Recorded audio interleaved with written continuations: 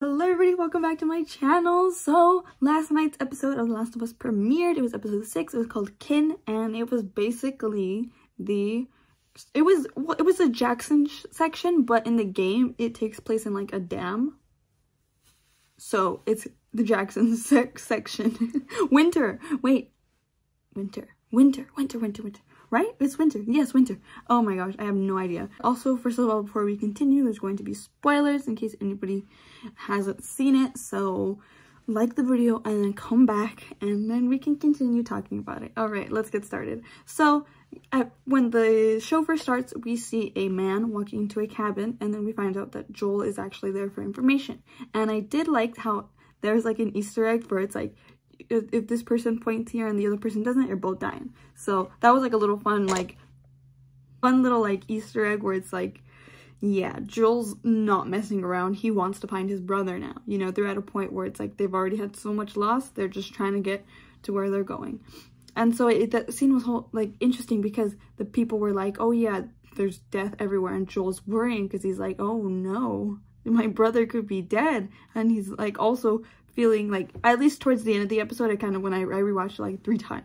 Like, I was having so much fun. So like, oh no, like I don't know if I can like handle like another death with Ellie and like probably die, and he doesn't want to go through that. And then like there's also this point of like where he has like anxiety and PTSD because of that. At first I was like, oh, maybe he's just has an episode, you know. It happens with people who have gone through trauma. They just are triggered by it, like literally anything. And so seeing that, I was like, oh, he's just having an episode. But I didn't realize until later, which we'll talk about when he's talking to Tommy, he reveals that, you know, he has anxiety because like of how much of a bond he's created with Ellie, and he feels like she's his daughter in a sense. But yeah, so that was interesting. And then we do see like, you know, they were very cautious about where they were going because, you know, the people were like, it's death everywhere and stuff. So yeah, there was also that. Another thing was the campfire. That scene, to me, I thought it was like really sad because Ellie was like, oh, like I tried to save Sam. She said that she tried to save Sam, but it didn't work out.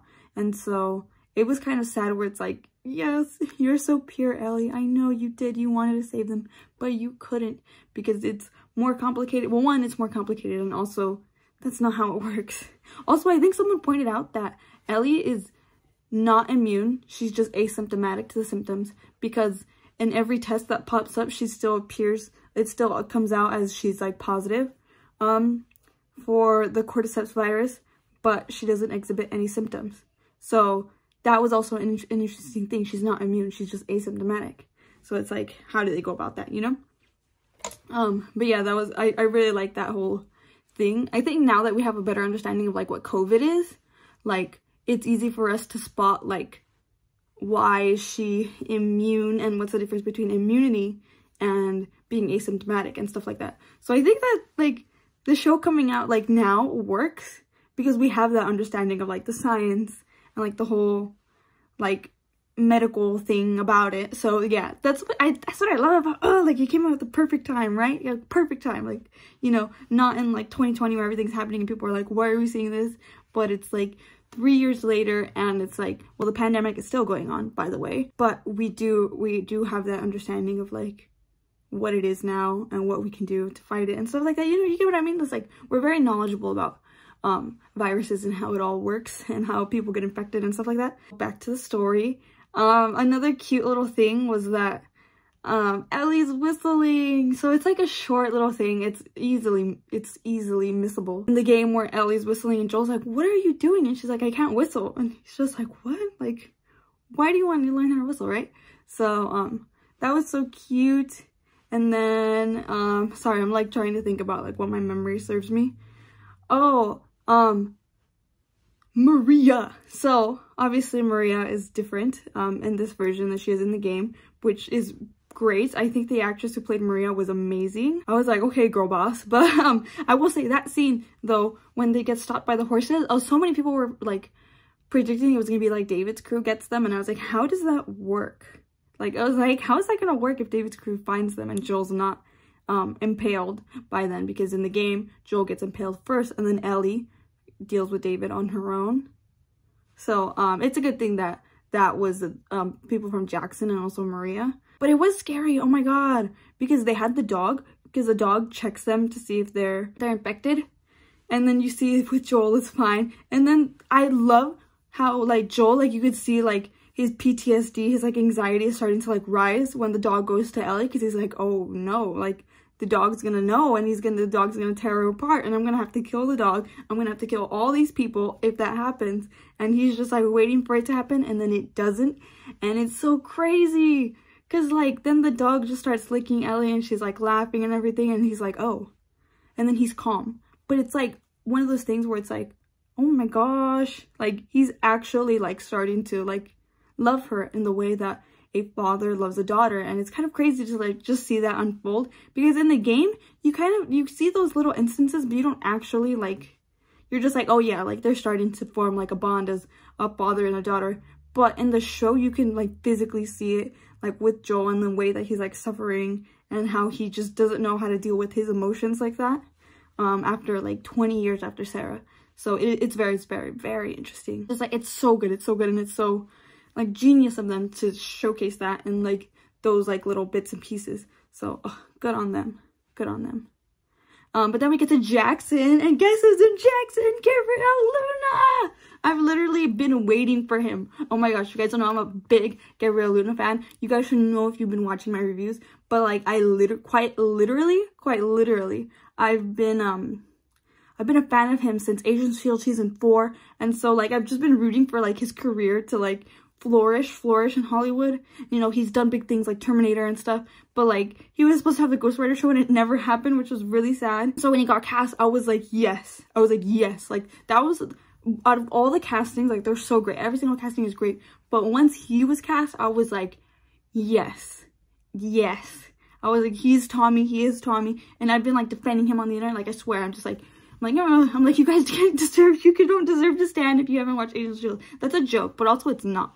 Like, I'm like, I hope he doesn't get the Pedro treatment. Like, anyway, but yeah, so then we see Tommy, and it's years later after when we see like a little bit in the first episode, and he's older, and he has a mustache, a really good one, and he has a long hair. By the way, that's his real hair. If you guys are wondering, it's not a wig. I follow Gabriel Luna on social media, so when he was posting about like the first day and then filming, like I watched him like post and things, and I could see his hair growing like throughout the months, because like it takes at least like, I want to say like 3 to 4 weeks to film, like, or actually like 1 to 2 weeks to film a TV show, but I imagine this show you need more time, so I'm gonna say like 3 to 4 weeks. So then you add up the 3 to 4 weeks within 6 episodes, like his hair is gonna grow pretty fast. And so that was all his hair. So don't even question if it was a wig or not. It was not a wig. But yeah. So then Tommy and Joel, they rekindle, and it's like so cute. And I'm like, they're back together, the brothers. Los hermanos. Oh wait, we see Jackson. So what we don't see in the first game is we don't see Jackson. We only hear like a mention of it, and we see like kind of like an aerial wide view of it later in the game. But we never like go inside Jackson. And so I thought it was pretty genius that they actually showed Jackson this time, because we as the players, we only see Jackson for the first time in part 2, in like the beginning of part 2. And so it was nice to actually give Jackson like a whole like spiel, and we actually see the whole town. It's nice because like the whole dam sequence, it's all gameplay, you know, like you have to go underwater and get the thing, but it's like it wouldn't translate well. And they do mention the dam, and they do pass by it, but I like that we actually saw Jackson, because then it gives like more humanity to the place, and it works so well within the story and how they went about like the whole, you know, that scene. We'll talk about that scene later. But yeah, it was nice to see Jackson. And then they're eating, and then Ellie's like, hey, what? Like to someone, it's Dina. Everybody's literally, we all think it's Dina. It was literally trending, like, was that Dina? And then Neil Druckmann is laughing about it. Like, people who worked on the games are like, is that Dina? They said it might be. I haven't listened to the podcast, but from people who were posting about the podcast, they said that it might be Dina. So I'm very excited, and I hope that it is like Dina. That would be so like cool if like we saw Dina for the first time, because I think Dina in the game, she also says something like she says something like that she was so shocked to seeing Ellie like just eat so much food like the first week that they got there. And technically Ellie was scarfing down a lot of food. And that girl did see her, so I'm pretty sure it could be Dina. So it's very exciting that we got to see that. And then, you know, in part 2, Dina plays a very important role in the game. So that was amazing. Like, I was like, oh, like that Leo meme. I was like, oh, that's them, you know? That's her. They show them around Jackson, and then there's like the sheep, and Ellie's like, hey, Joel, these are the sheep you wanted. Which I thought that was kind of cute, and it kind of foreshadows their future, that they like spend all that time in Jackson. So it was nice. It was nice, like, you know, showing their future in Jackson. Oh my god, wait, I forgot to tell you guys. Shimmer. They really were like, we're gonna give like a sense of like humanity to every character that's gonna die. So they're like, Shimmer's next, here's Shimmer. And it's like, thanks, I guess. I was like, they really showed Shimmer as like a baby. Because then Shimmer grows into a big horse later. And then we all know what happens to Shimmer. Yeah.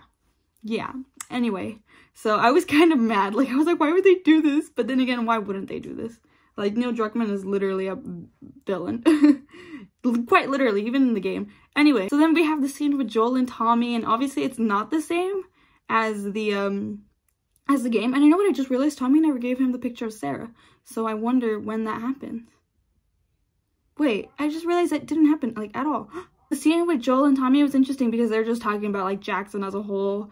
And then, you know, Joel's just kind of talking to him about, like, the whole thing going on. I like that he doesn't, like, mention Tess until later. Well, we'll talk about that scene. But the one thing I want to talk about is that Pedro Pascal and Gabriel Luna, they're, like, such good acting partners. Like, every scene with them, like, was the highlight of the show. Like, I'm not even gonna kid you. Like, their scenes together was, like, the highlight of that episode. And, like, probably, like, my second, like, favorite, like, obviously from Bella and Pedro, but, like, we're just so good that I was, like, so captivated. And I was like, wow, they're acting their asses off together. Like, they're really good scene partners. And I'm, like, so glad that they get to play brothers together. Like, because they're so good. They're so good. Oh, also, they did change the scene where Tommy is like, I can't go with you to Colorado. I can't, you know, take her to the Fireflies because I am expecting with Maria. And that was a good twist because it's so interesting that, like, in the game, Tommy's like, well, I can't leave. I have family. But it's like, it's only Maria.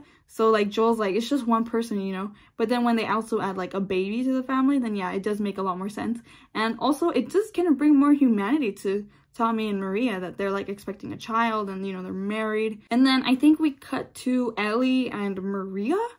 Yeah, so Ellie's, you know, she showered, she has new clothes, and she has the jacket, you know, the infamous, it was, like, pink, white, and, like, brown jacket. It's, like, an ice cream kind of spiel, which is very nice. And also, I will say, I like that they also included the whole menstrual cup thing, because it's, like, you know, it's very interesting because if you guys don't know, like, women would suffer a lot in apocalypses, like, just in general. Like, everything that we have here, you know, laws to protect us and everything, like, that would all be stripped from real life. And one of the big things would be, like, access to, like, pads or tampons and things. So it was nice to actually see, like, them have menstrual cups, because that is also very important. And it's also very, like, it's something that can be reused a lot. Like, you know, with pads and tampons, you know, once it's full, you gotta throw it out and you can't reuse it. But with the cups, they are reusable. You just take it out, wash it, clean it off. Yeah, so, you know, that's how those work. So I thought that was a nice inclusion, because it's like, yeah, like, what would happen in those situations, you know?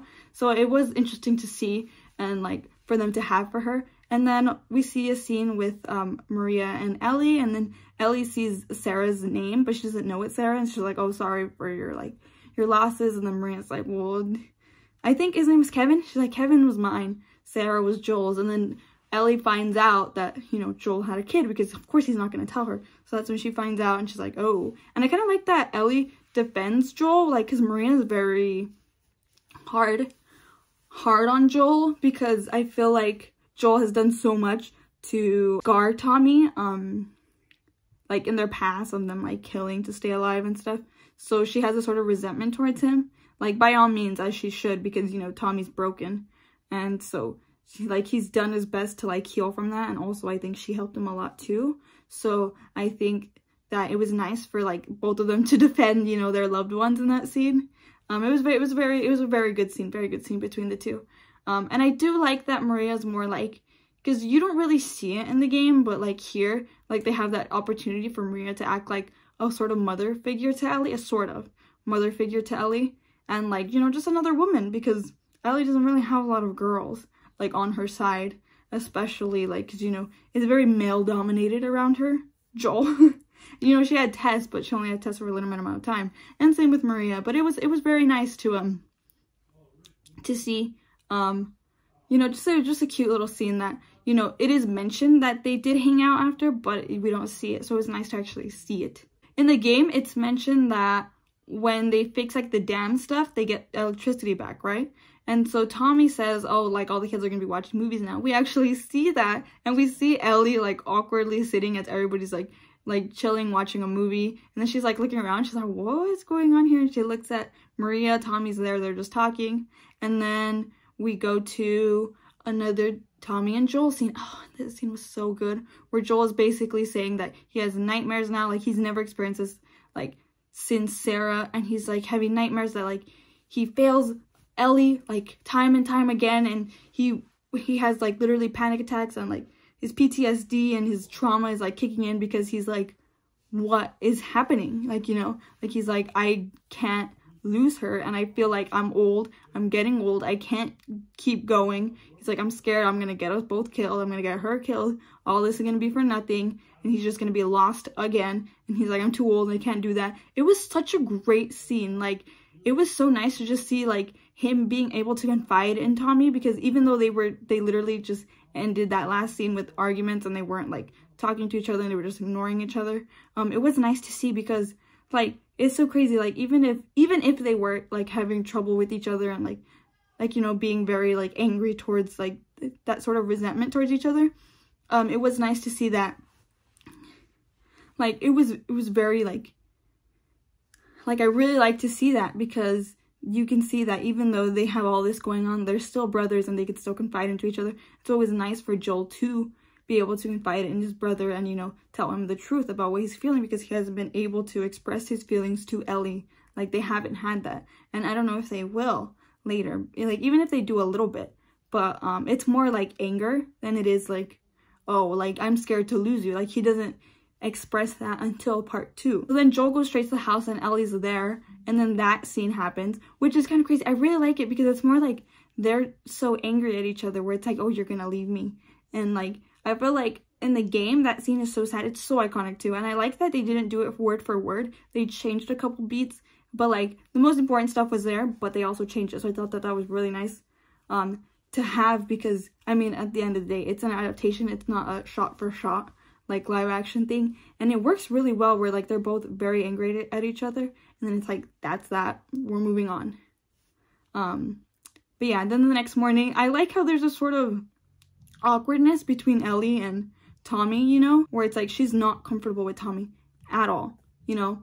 She's just like, you know, she's quiet, she's like, there's a distance between them, opposed to Ellie and Joel, where she's very comfortable with him, and she can snark back, and she's not really gonna do that with Tommy. She's just gonna follow him and, you know, hope that she can create a bond with Tommy. So then they go to the stables, and then Joel's already stealing a horse, and he's like, you have a choice, let's go. And she's like, let's go. I did like that line where he's like, I want you to have a choice, or like give you a decision. He doesn't give her that later, but people were like speculating that he will give her a choice later. But I think it's also one of those things where it's like, you deserve a choice for this, but then he strips her away from that choice. And I feel like that's what makes part 2 grand, is that she wanted the choice, you know, but he never gave it to her. So it is like a sort of like hypocrisy from Joel in a sense, but we'll see when we get there. We'll know when we get there. They go, and they're on the trip, and I like how they kind of like bond in that sense, where he's like trying to teach her how to shoot, she can't do it, and then he does it. And then my favorite scene of that whole sequence was like when Joel was talking about his job, and then she's like, the carpenter, and he's like, carpenters were amazing, and she's like, cool. And then like you see his little smile that he's like,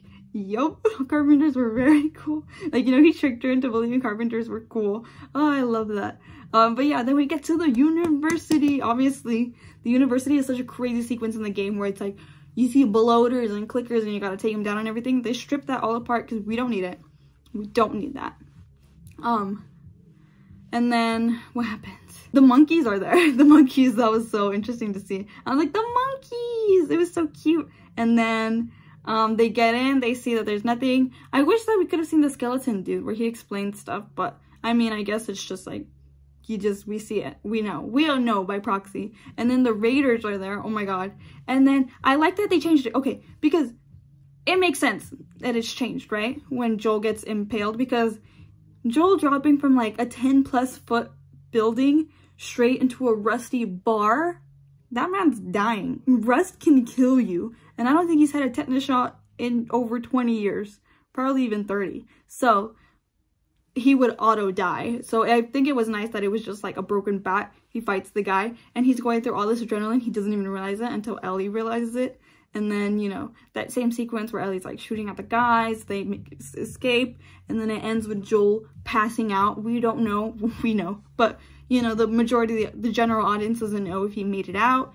And then it ends like that where Joel's like, please don't leave me. Like, you know, I can't do this without you. And I thought it was so sad that, like, you know, Ellie's like, I don't know what to do. And we don't know what's going to happen. But I think it's going to be answered in the next episode. Because the next episode is focused on Left Behind. And Left Behind is a DLC that came out after The Last of Us. And it does take place in between when Joel is sick and Ellie's getting supplies. And then we flash back to Riley. So we're going to get the Riley story. And I'm so excited. I can't wait to see what they do. I really do hope it goes back and forth from Ellie trying to find supplies and then Left Behind. But I don't know if that would work. You know? Like, I don't know if it would work, but it would be nice to just see her trying to care for Joel. We'll see. We'll see next week, you know? But yeah, I'm very excited to see more of like Ellie's backstory because it looks like we are going to see her in her like military training days, Fedra days. So I'm excited to see that. But yeah, what did you guys think of this episode? Let me know in the comments down below. I can't wait to talk to you guys about this one. And don't forget to like this video if you like this review / recap. And don't forget to hit subscribe. I will be doing reviews for the last 3 episodes, right? These episode 7, 8, 9, 3, episode 7. I'm not excited. I want to keep going forever. I also do, but I also don't because I'm like, I don't know how much hurt I can take, you know? But yeah, thank you guys so much for being here. I appreciate it.